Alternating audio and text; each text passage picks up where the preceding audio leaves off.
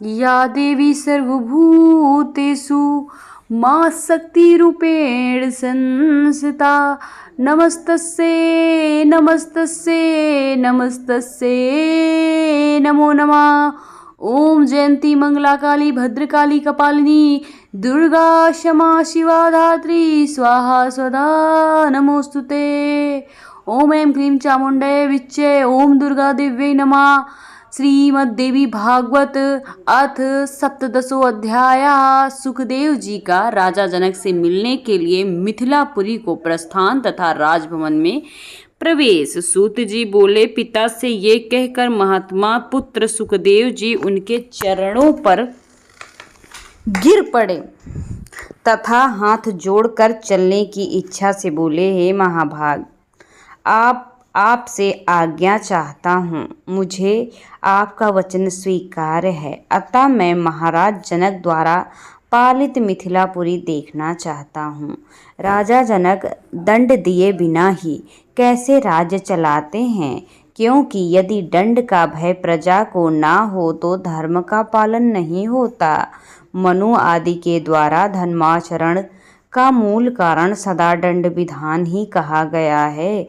इस राजधर्म का निर्वाह बिना दंड के कैसे हो सकेगा। हे पिताजी, इस विषय में मुझे महान संदेह है। हे महाभाग, ये बात वैसी ही अनर्गल प्रतीत होती है जैसे कोई कहे कि मेरी यह माता वंध्या है। ये परतप्त अब मैं आपसे अनुमति लेता हूँ और यहाँ से जा रहा हूँ।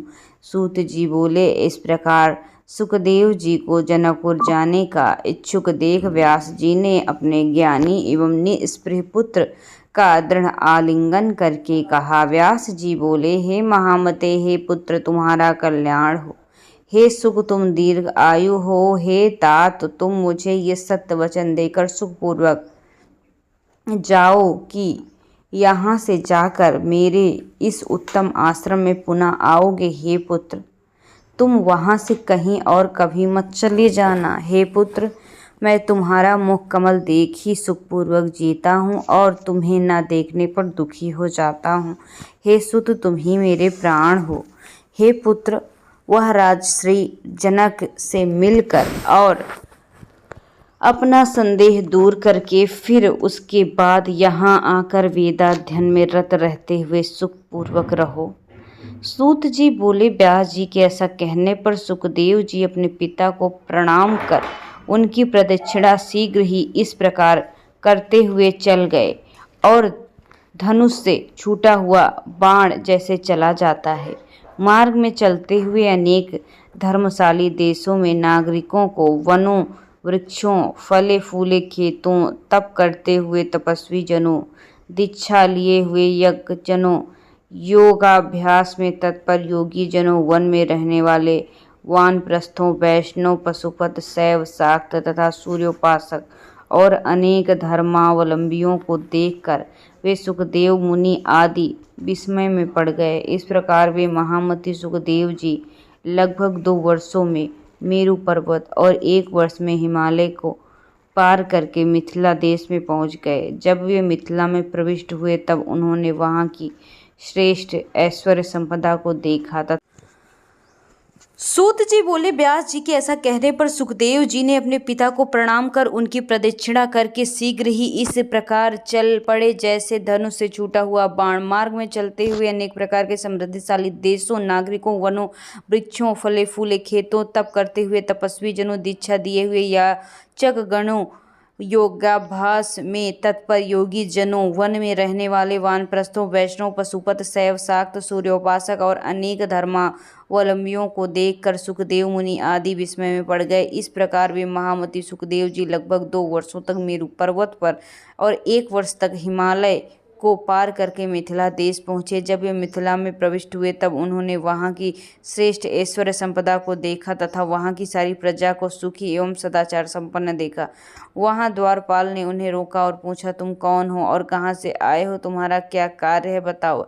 ऐसा पूछने पर भी सुखदेव जी मौन रहे, कुछ बोले नहीं। वे नगर द्वार से बाहर जाकर स्थाणु की तरह खड़े हो गए और थोड़ी ही देर में आश्चर्यचकित होकर हंसने लगे और वहीं स्थिर हो गए, पर किसी से कुछ नहीं बोले। द्वारपाल ने पूछा, हे ब्राह्मण, बोलिए, आप गूंगे तो नहीं? आपका किस हेतु यहाँ आना हुआ है? मेरे विचार में तो कोई भी इसका निष्प्रभाव या प्रयोजन नहीं होता। हे विप्र, इस नगर में राजा की आज्ञा पाकर ही कोई प्रवेश कर पाता है। अज्ञात कुल तथा शील वाले व्यक्ति का यहाँ पर प्रवेश कदापि नहीं होता। हे मानद, आप ही निश्चित तेजस्वी वेदवेत्ता ब्राह्मण प्रतीत हो रहे हैं, इसलिए आप अपने कुल तथा प्रयोजन के विषय में मुझे बता दीजिए और फिर इच्छानुसार चले जाइए। सुखदेव जी बोले, मैं जिस कार्य के लिए यहाँ आया था वो तुम्हारी कथा मात्र से पूरा हो गया। मैं विदेह नगर देखने आया था, परंतु यहाँ तो प्रवेश ही दुर्लभ है। मुझ अज्ञानी की ये भूल थी जो 2 पर्वतों को लांघकर महाराज से मिलने की इच्छा से घूमते हुए यहाँ आया। मैं स्वयं पिता द्वारा ही ठगा गया हूँ, इसमें कोई अन्य दोष नहीं है। अथवा हे महाभागी, मेरा दुर्भाग्य का दोष है जिसके कारण मैं इस भूमि पर मुझे इतना चक्कर काटना पड़ा। इस संसार में लोगों का भ्रमण करने का उद्देश्य धनोपार्जन ही है, किंतु मुझे उसकी इच्छा नहीं है। मैं केवल भ्रमवश ही आ गया हूँ। आशा रहित पुरुष को सर्वदा सुख प्राप्ति होती है यदि वो मोह में न पड़े, किंतु महाभाग मैं तो निराश हो गया हूँ। ना जाने क्यों इस सागर में निमग्न हो रहा हूँ। कल सुमेरु पर्वत और कहाँ मिथिलापुरी, पैदल ही चलकर मैं यहाँ आया हूँ। इस परिश्रम का फल मुझे क्या मिला? प्रारब्ध ने मुझे ठगा है। प्रारब्ध को भोग लगाकर ही भोग लगाना पड़ता है, उसी देवी के अधीन रहना पड़ता है। वो चाहे वैसा, वो चाहे ऐसा, सब कुछ करना पड़ता है। जहाँ ना कोई तीर्थ न ज्ञान प्राप्ति होनी, जिसके लिए ये मेरा परिश्रम हुआ है। तो मैं महाराज जनक का विदेह नाम सुनकर उत्सुकता से यहाँ आया, किंतु उनके नगर में तो प्रवेश करना ही निषिद्ध है। इतना कहकर सुखदेव जी चुप हो गए और मौन होकर खड़े हो गए। द्वारपाल को लगा कि ये कोई ज्ञानी श्रेष्ठ ब्राह्मण है। तब उन्होंने वहाँ खड़े मुनि से शांतिपूर्वक निवेदन किया, हे द्विज श्रेष्ठ, आपका जहाँ कार्य हो वहाँ यथेष्ट चले जाइए। हे ब्राह्मण, मैंने जो आपको रोका था वो मेरा अपराध हुआ, उसके लिए आपसे क्षमा मांगता हूँ। ये महाभाग मुक्ति जनों को क्षमा कर दीजिए। सुखदेव जी बोले, हे द्वारपाल, तुम्हारा क्या दोष? तुम सर्वदा पराधीन हो। सेवक को स्वामी की आज्ञा को यथोचित पालन करना होता है। मुझे तुमने रोका है, इसमें राजा का कोई दोष नहीं, क्योंकि बुद्धिमानों को चोर और शत्रुओं का सम्यक ज्ञान रहता है। ये सर्वथा मेरा ही दोष है जो मैं यहाँ आ गया हूँ। दूसरे के घर जाना लघुताक बताइए। सुखदेव जी बोले, सभी लोगों में सर्वश्रेष्ठ दैदिव्य पापर वाली मनुष्य इसलिए 2 प्रकार के हैं, एक रागी, दूसरा विरागी। उन दोनों के मन में 2 प्रकार के भावनाएं होते हैं। उनमें विरागी 3 प्रकार के होते हैं, ज्ञात, अज्ञात, मध्यम। रागी 2 प्रकार के होते हैं, मूर्ख और चतुर।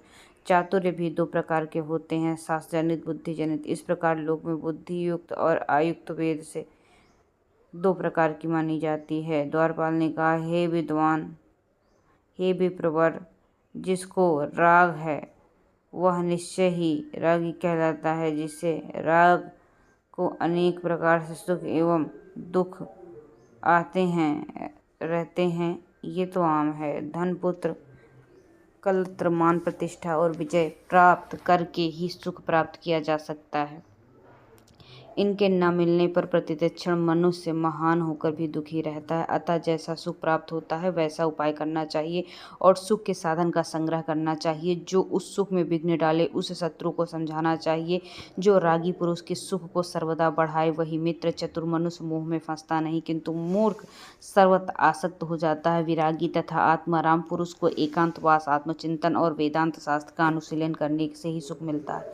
सांसारिक विषय की चर्चा आदि ये सब उनके लिए दुख रूप है। कल्याण चाहने वाले विद्वान पुरुष के लिए बहुत शत्रु हैं। काम, क्रोध, प्रमाद आदि अनेक प्रकार से शत्रु बताए गए हैं, किंतु व्यक्ति का सच्चा बंधु तो एकमात्र संतोष ही है। तीनों लोकों में कोई भी नहीं है। सूत जी बोले, सुखदेव जी बात सुनकर उन्हें ज्ञानी द्विज समझकर उन्हें सुखदेव जी को एक अत्यंत रमणीय कक्ष में प्रवेश कराया। 3 प्रकार के नागरिकों से भरे हुए, अनेक प्रकार के क्रय विक्रय की वस्तुओं से सजी दुकानों वाले, राग द्वेष काम लोभ मोह से युक्त, परस्पर वाद विवाद में संलग्न, श्रेष्ठ जनों से सुशोभित, धन धन से परिपूर्ण विशाल नगर को लोगों को देखते हुए सुखदेव जी राजभवन की ओर बढ़े। इस प्रकार द्वितीय सूर्य के समान परम तेजस्वी सुखदेव जी द्वार पर पहुंचे। द्वारपाल ने उन्हें अंदर जाने से रोका। तब वे काष्ठ के समान वहीं खड़े हो गए और मोक्ष संबंधी विषय पर विचार करने लगे। धूप तथा छाया को समान समझने वाले महातपस्वी सुखदेव जी वहां एकांत में ध्यान करके इस प्रकार खड़े रहे जैसे मानो कोई स्तंभ हो। थोड़ी देर बाद राजा के मंत्री ने हाथ जोड़े हुए स्वयं आकर उन्हें राजभवन के दूसरे कक्ष में प्रवेश कराया। वहां एक दिव्य रमणीय उपवन था जिसमें विविध प्रकार के पुष्पों से लवे दिव्य सुशोभित फूल, पुष्प, फल आदि थे। उस वन को देखकर मंत्री ने उनका यथोचित आदर सत्कार किया। वहां राजा की सेवा करने वाली अनेक वीरांगनाएं नृत्यगान में कुशल, काम शास्त्र में निपुण थी। सुखदेव जी की सेवा के लिए उन्हें देखकर राजमंत्री उस भवन में निकल गए और सुखदेव जी वहां स्थित रहे। उन वीरांगनाओं ने परम भक्ति से उनकी पूजा की और देश कालानुसार उपलब्ध अनेक प्रकार से भोजन से उन्हें संतुष्ट किया। तत्पश्चात अंतःपुर वासिनी कामनी स्त्रियों ने उन्हें अंतःपुर का वन दिखाया जो अत्यंत रमणीय था। वे युवा, रूपवान, कांतिमान, मृदुभाषी एवं मनोरम थे। दूसरे कामदेव के समान उन सुखदेव जी को देखकर वे मुग्ध हो गई। मुनि को जितेंद्रिय जानकर वे सभी उनकी परिचर्चा करने लगी। अरणि नंदन शुद्धात्मा सुखदेव जी ने उन्हें माता के समान समझा। वे आत्मा राम तथा क्रोध को जीतने वाले सुखदेव जी न हर्षित हुए न दुखी। उनकी चेष्टाओं को देखकर वे शांति चित्त होकर रहे। तब उन स्त्रियों ने उनके लिए सुरम्य कोमल बहुमूल्य अस्तारण और नानाविध उपकरणों से सुसज्जित शैया बिछाई। सुखदेव जी हाथ पांव धोकर हाथ में कुश लेकर सावधान होकर सायंकालीन संध्योपासन समाप्त करके भगवान के ध्यान में लीन हो गए। इस प्रकार 1 प्रहर तक ध्यान वास्थित होकर वे शयन करने लगे। 2 प्रहर शयन करके पुनः वे सुखदेव जी उठे। रात्रि के चौथे प्रहर में वे पुनः ध्यान में स्थित रहे। तदंतर स्नान करके प्रातःकालीन क्रियाएं संपन्न करके पुनः समाधिस्थ हो गए। अब इसके बाद अगला अध्याय प्रारंभ होता है। सुखदेव जी के प्रति राजा जनक का उपदेश। सूत जी बोले, सुखदेव जी को आया हुआ सुनकर पवित्र आत्मा राजा जनक अपने पुरोहित को आगे करके मंत्रियों सहित उन गुरुपुत्र के पास गए। महाराज जनक ने उन्हें बड़े आदर से उत्तम आसन देकर विधिपूर्वक सत्कार करने के पश्चात दूध देने वाली गौ प्रदान करके उनसे कुशल पूछा। सुखदेव जी भी राजा की पूजा को यथाविध विधि स्वीकार करते हैं और अपने कुशल बताकर राजा से कुशल मंगल पूछते हैं। इस प्रकार कुशल प्रश्न करके सुखदायी आसन पर बैठे हुए शांत चित्त वाले व्यासपुत्र सुखदेव जी ने महाराज जनक से पूछा, हे महाभाग, मेरे यहाँ आप निष्प्रिय आगमन के कारण क्या हो सकते हैं? हे मुनिश्रेष्ठ, उस प्रयोजन को बताइए। सुखदेव जी बोले, महाराज, मेरे पिता व्यास जी ने मुझसे कहा कि विवाह कर लो, क्योंकि सब आश्रम में गृहस्थ आश्रम श्रेष्ठ है। गुरु रूप पिता की आज्ञा से बंध कर मैं उनकी बात मानकर उसे स्वीकार नहीं कर पाया हूँ। उन्होंने समझाया कि गृहस्थ बंधन नहीं, फिर भी मैं स्वीकार नहीं कर पा रहा हूँ। इस प्रकार मुझे संशय युक्त चित्त वाला समझकर मुनिश्रेष्ठ व्यास ने तथ्य युक्त वचन कहा, तुम मिथिला जाओ, खेद ना करो, वहाँ राजश्री जनक रहते हैं।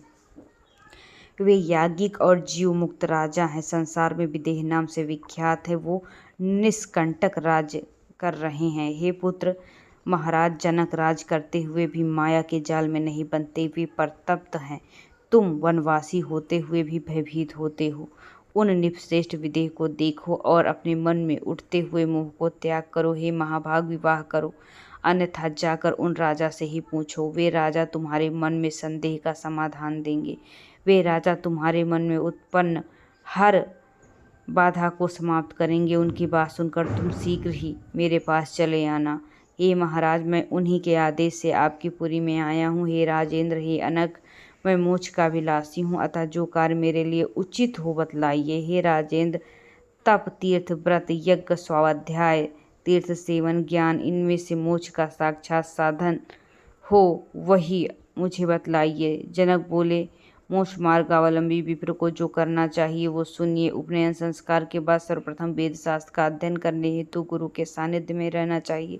वहाँ वेद वेदांतों का अध्ययन करके दीक्षांत गुरु दक्षिणा देकर वापस लौट मुनि को विवाह करके पत्नी के साथ गृहस्थ जीवन रहना चाहिए। न्यायोपार्जित धन का अर्जन करें, सर्वदा संतुष्ट रहें और किसी से आशा न रखें। पापों से मुक्त होकर अग्निहोत्र कर्म करते हुए सत्य वचन बोलने चाहिए। मन वचन कर्म से सत्यवत बोले। पुत्र पौत्र हो जाने पर वानप्रस्थ आश्रम में रहें तथा तत्पश्चात क्रोध, लोभ, मद, मोह, मात्सर्य छाओ शत्रुओं पर विजय प्राप्त करें। अपनी स्त्री का भार पुत्रों को सौंप देने के बाद वो धर्मात्मा अग्नियों का अपने में न्यायपूर्वक आधान कर ले और सांसारिक विषयों को भोग कर शांति को प्राप्त हो जाए। शुद्ध वैराग्य हृदय वाले चौथे आश्रम को धारण करे, अन्य किसी को नहीं। ये वेद वाक्य सर्वथा सत्य है।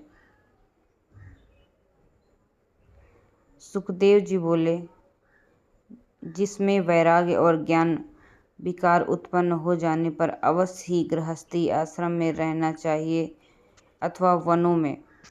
जनक बोले, हे मानद, इंद्रियां बड़ी बलवान होती हैं, वे वश में नहीं होती। वे अपरिपक्व बुद्धि वाले मनुष्य के मन में नाना प्रकार के विकार उत्पन्न कर देती हैं। यदि मनुष्य के मन में भोजन की, शैया की, सुख की, पुत्र की इच्छा की तथा सन्यासी को भी इनके विकराल उपस्थित होने से भय सताता है। वासनाओं का जाल बड़ा ही कठिन है, वो शीघ्र नहीं मिटता। इसलिए उसकी शांति के लिए मनुष्य को क्रम से त्याग करना चाहिए।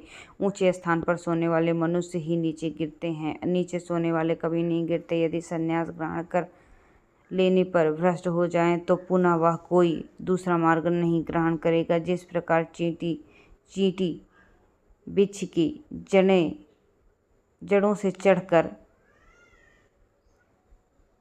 शाखा पर जाती है, वहां से फिर धीरे धीरे सुखपूर्वक पैरों में चलकर फल तक पहुंचती है। विघ्न संख्या के भय से कोई पक्षी बड़ी तीव्र गति से आसमान में उड़ता है, थक जाता है, किंतु चींटी सुखपूर्वक विश्राम लेकर अपने अभीष्ट पहुंच जाती है। मन अत्यंत प्रबल और अति जितेंद्रिय पुरुषों के सर्वथा अजेय है, इसलिए आश्रमों के अनुसार वे क्रमशः जीतने का प्रयत्न करते हैं। गृहस्थ आश्रम में रहते हुए भी वे शांत, बुद्धिमान और आत्मज्ञानी होते हैं। वो प्रसन्न होते हैं, उन्हें खेद नहीं होता।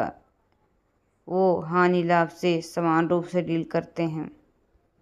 वे अनग होते हैं, राजकार और जीवन मुक्त होता है उनका और इच्छा अनुसार सब काम करते हैं, किंतु मुझे शोक या हर्ष कुछ भी नहीं होता।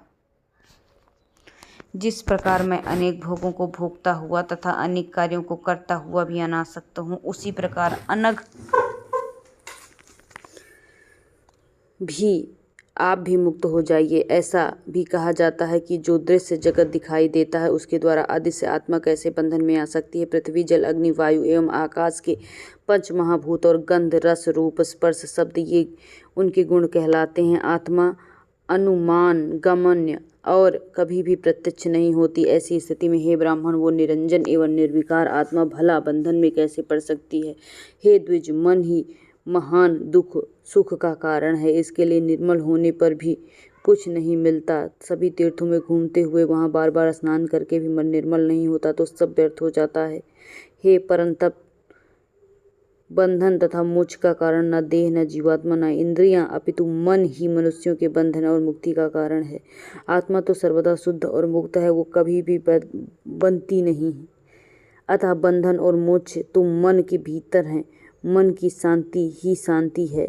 शत्रुता, मित्रता, उदासीनता सभी भेदभाव मन में ही होते हैं। इसलिए एकात्मक भाव होने पर ये भेदभाव नहीं होता, ये द्वैत भाव से उत्पन्न होता है। मैं जीव सदा ही ब्रह्म हूँ, इस विषय में विचार करने की आवश्यकता नहीं है। वेद बुद्धि तो संसार में आसक्त रहने होती है। हे महाभाग, बंधन का मुख्य कारण अविद्या है। इस अविद्या को दूर करने के लिए विद्या है। इसलिए ज्ञान पुरुष को चाहिए कि वो सदा विद्या तथा अविद्या का अनुसंधान पूर्वक अनुशीलन करे। धूप के बिना छाया के सुख का ज्ञान कैसे हो सकता है, उसी प्रकार अविद्या के बिना विद्या का ज्ञान कैसे हो सकता है। गुणों में गुण, पंचभूतों में पंचभूत, इंद्रियों के समान इंद्रियों में स्वयं रमण करती इस आत्मा का क्या दोष है। हे पवित्र मन, सबकी सुरक्षा के लिए वेदों में सब प्रकार से मर्यादा व्यवस्था की गई है। यदि ऐसा न होता तो नास्तिकों की भांति धर्मों का नाश हो जाता। धर्म नष्ट हो जाने पर सब कुछ नष्ट हो जाता। वाणी का आचार परमाचार उल्लंघन हो जाएगा। इसलिए वेदोशिष्ट मार्ग पर चलने वाले को ही कल्याण होता है। सुखदेव जी बोले, हे राजन, आपने जो बात कही है वो सुनकर मेरा भी हृदय संदेह से भर गया है। वो किसी प्रकार भी दूर नहीं होता। हे भूपते,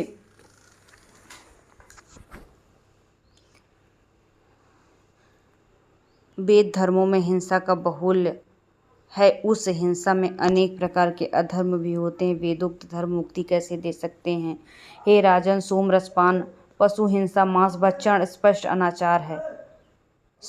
सौमित्र यज्ञ में प्रत्यक्ष रूप से सुरा ग्रहण करके वर्णन करना चाहिए। इस प्रकार दूत क्रीड़ा एवं अनेक प्रकार से प्रवृत्त बताए गए हैं। सुना जाता है कि प्राचीन काल में शशबिंदु नाम के एक राजा थे। वे बड़े धर्मात्मा, यज्ञपरायण, उदार एवं सत्यवादी थे। वह धर्म रूपी सेतु के रक्षक, कुमारगामी जनों के नियंता थे। उन्होंने पुष्कल दक्षिणा वाले अनेक यज्ञ संपादित किए थे। पशुओं के चर्म से विंध्य पर्वत के समान ऊंचा पर्वत बन गया था। मेघों के जल बरसने से चमवती नाम की शुभ नदी बन गई थी। वे राजा दिवंगत हो गए, किंतु उनकी कीर्ति भूमंडल पर अचल हो गई। जब सब प्रकार से धर्मों का वर्णन वेद में है और हे राजन, मेरी श्रद्धा बुद्धि उनमें ही है। स्त्री के साथ भोग में सुख पुरुष प्राप्त करता है और उसके न मिलने पर दुखी हो जाता है, तो ऐसी दशा में भला वो जीव मुक्त कैसे हो सकता है। जनक बोले, हिंसा जो दिखाई देती है वो वास्तव में अहिंसा कही जाती है, क्योंकि हिंसा उपाधि योग होती है और हिंसा कहलाती है। अन्यथा ऐसा शास्त्रों का निर्णय है। जिस प्रकार लकड़ी के संयोग से अग्नि से धुआं निकलता है, उसके अभाव में अग्नि से धुआं नहीं दिखाई देता, उसी प्रकार हे मुनिवर, वेदोक्त हिंसा को भी आप अहिंसा समझिए। रागी जनों द्वारा की गई हिंसा हिंसा है, किंतु अनासक्त जनों के द्वारा वह हिंसा नहीं कही जाएगी। जो कर्म राग रहित और अहंकार रहित होकर किया जाता है, उस कर्म को वैदिक विद्वान मनीषी जन न किए के समान मानते हैं। हे द्विजश्रेष्ठ, रागी गृहस्थों के द्वारा यज्ञ में जो हिंसा होती है वही हिंसा है। हे महाभाग, जो कर्म राग रहित और अहंकार शून्य होकर किए जाते हैं वो जितात्मा मुमुक्षु जनों के लिए अहिंसा होती है।